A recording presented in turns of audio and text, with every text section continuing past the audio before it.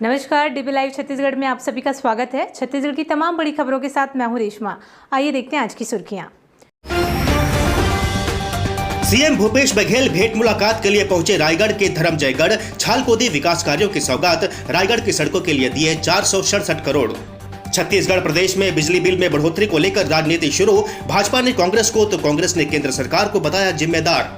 और नेता प्रतिपक्ष ने कांग्रेस पर लगाया डीएमएफ के बंदरबाट का आरोप। नारायण चंदेल ने कहा, डीएमएफ से वेतन देने की तैयारी में भूपेश सरकार। मुख्यमंत्री भूपेश बघेल रायगढ़ जिले में भेंट मुलाकात कार्यक्रम के जरिए आम लोगों की समस्याओं का त्वरित निराकरण करने की कोशिश कर रहे हैं। धर्मजयगढ़ विधानसभा क्षेत्र में ग्राम छाल पहुंचने पर सीएम भूपेश बघेल का नर्तक दलों द्वारा बाजे गाजे के साथ भव्य स्वागत किया गया। मुख्यमंत्री भूपेश बघेल ने छाल में भेंट मुलाकात की शुरुआत ग्राम छाल वृंदावन स्थित ओम अमृतेश्वर महादेव मंदिर में विधिवत पूजा अर्चना कर की। मुख्यमंत्री ने वृंदावन छाल में राज्य के प्रमुख आदिवासी नेता एवं पूर्व मंत्री स्वर्गीय चनेश राम राठिया की प्रतिमा का अनावरण भी किया। कार्यक्रम में मौजूद विशाल जनसभा को संबोधित करते हुए मुख्यमंत्री भूपेश बघेल ने कहा कि राजीव गांधी किसान न्याय योजना की तीसरी किस्त दीपावली से पहले 15 अक्टूबर को किसानों के खाते में पहुंचा दी जाएगी। मुख्यमंत्री ने कहा कि स्वामी आत्मानंद स्कूल में पढ़ने वाले हमारे बच्चे फर्राटेदार अंग्रेजी में बात करते हैं।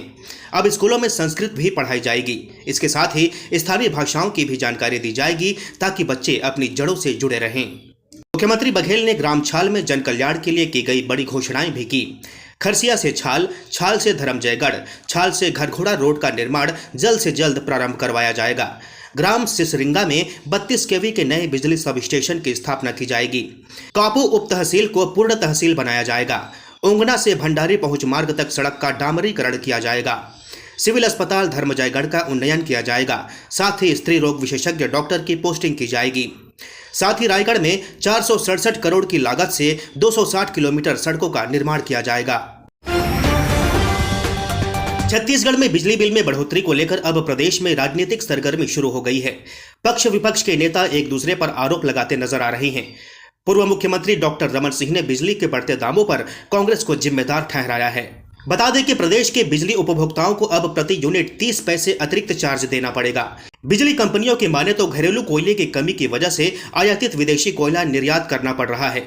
आयातित कोयला की कीमत घरेलू कोयला से लगभग 5 से 6 गुना ज्यादा है, जिसके चलते प्रदेश की बिजली कंपनियों को प्रतिमाह 120 करोड़ अतिरिक्त देना पड़ रहा है, जिससे वीसीए में बढ़ोतरी की गई है। हालांकि बिजली बिल के बढ़ोतरी को लेकर पूर्व मुख्यमंत्री डॉक्टर रमन सिंह ने कांग्रेस पर तंज कसते हुए कहा कि सरकार एक तरफ हाफ बिजली बिल प्रदेश की जनता को देने की बात करती है, लेकिन प्रदेश में चौथी बार बिजली के बिल में बढ़ोतरी कर जनता को छलने का काम कांग्रेस पार्टी कर रही है।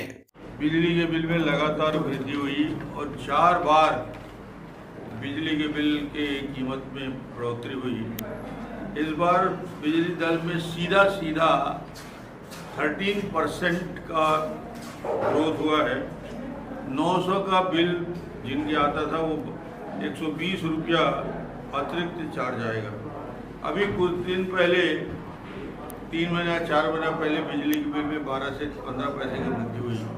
अभी कुल मिला के 30 पैसे की वृद्धि बिजली के बिल में हुई। ये स्पष्ट हो गया है बिजली बिल हाफ कहने वाले भूपेश बघेल एक बार नहीं, 2 बार नहीं, 3 बार नहीं, 4 बार बिजली के बिल में वृद्धि हुई।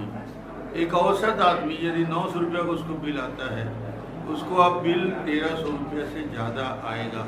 भाजपा के बयान को लेकर कांग्रेस संचार विभाग के चेयरमैन सुशील आनंद शुक्ला ने कहा कि प्रदेश में बिजली के बिल में बढ़ोतरी का मुख्य कारण केंद्र सरकार है।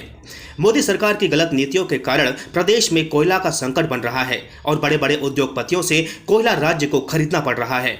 बिजली बिल के दाम में जो बढ़ोतरी करने की मजबूरी राज्य सरकार के सामने है, तो उसके लिए जवाबदेह केंद्र सरकार है। केंद्र सरकार विद्युत कंपनी को पर्याप्त मात्रा में कोयला उपलब्ध नहीं करवा पा रही है और इसके साथ ही केंद्र सरकार ने यह फरमान जारी किया है कि हर विद्युत कंपनी को 10% तक आयातित कोयला उपयोग करना होगा। जो हमारे राज्य का कोयला है उसकी कीमत से आयातित कोयले की कीमत लगभग 5 गुना ज़्यादा है। तो ऐसी स्थिति में विद्युत कंपनी को वीसीए वेरिएबल कास्ट एडजस्टमेंट में बढ़ोतरी करनी पड़ी और इसके कारण विद्युत के दामों में लगभग 30 पैसे की मामूली बढ़ोतरी हुई है। यह बढ़ोतरी मोदी सरकार की अकर्मण्यता और मोदी सरकार के अडानी प्रेम के कारण मोदी सरकार को यह मालूम है कि यदि विद्युत कंपनियां, देश भर की विद्युत कंपनियां 10% तक आयातित कोयला का उपयोग करेंगी तो उनकी मजबूरी है कि वो अडानी से कोयला खरीदेंगे। देश का सबसे बड़ा कोयला आयातक अडानी है। तो अप्रत्यक्ष तौर पर अडानी को फायदा पहुंचाने के लिए केंद्र सरकार ने इस फरमान को जारी किया है, जिसका खामियाजा देश भर की जनता को भुगतना पड़ रहा है। छत्तीसगढ़ विधानसभा के नेता प्रतिपक्ष नारायण चंदेल ने प्रदेश की कांग्रेस सरकार पर डीएमएफ के बंदरबाट का आरोप लगाया है। उन्होंने कहा कि भूपेश सरकार शासकीय कर्मचारियों को वेतन नहीं दे पा रही है और अब डीएमएफ से सैलरी देने की तैयारी कर रही है। जांजगीर चांपा जिले में मीडिया से चर्चा करते हुए नेता प्रतिपक्ष नारायण चंदेल ने कहा कि राज्य की आर्थिक स्थिति चरमरा गई है। सीएम भूपेश बघेल इस पर श्वेत पत्र जारी करें, क्योंकि जनता को यह जानने का हक है। उन्होंने कहा कि डीएमएफ की राशि का इन 4 सालों में कहां-कहां उपयोग हुआ है, किस किस जिले में किया गया है, यह भी मुख्यमंत्री बताएं। नारायण चंदेल ने आरोप लगाते हुए कहा कि जिला खनिज न्यास के पैसे का लगातार दुरुपयोग हो रहा है, उसमें भ्रष्टाचार हो रहा है, अनियमितता हो रही है, कमीशनखोरी का खेल जारी है। इन सब की उच्च स्तरीय जांच सीएम कराएं और दोषी अधिकारियों पर कार्रवाई करें। उन्होंने कहा कि जांजगीर चांपा व कोरबा जिले में डीएमएफ के पैसे का लगातार दुरुपयोग हुआ है। खनिज विकास निधि डीएमएफ फंड जो है उसका दुरुपयोग छत्तीसगढ़ की भूपेश सरकार कर रही है, छत्तीसगढ़ की कांग्रेस सरकार कर रही है। मुझे जो जानकारी मिली है कि छत्तीसगढ़ में राज्य सरकार के पास सरकारी अधिकारी और कर्मचारियों को वेतन देने के लिए राशि नहीं है। केंद्र सरकार ने अनुसूचित जनजाति में शामिल होने के लिए वर्षों से संघर्ष कर रहे छत्तीसगढ़ के 12 जातीय समूहों को बड़ी राहत दी है। केंद्रीय कैबिनेट ने इन समुदायों को अनुसूचित जनजाति की सूची में शामिल करने के संशोधन विधेयक के प्रारूप को मंजूरी दे दी। बता दें कि मुख्यमंत्री भूपेश बघेल ने पिछले साल प्रधानमंत्री नरेंद्र मोदी को पत्र लिखकर इसकी मांग उठाई थी।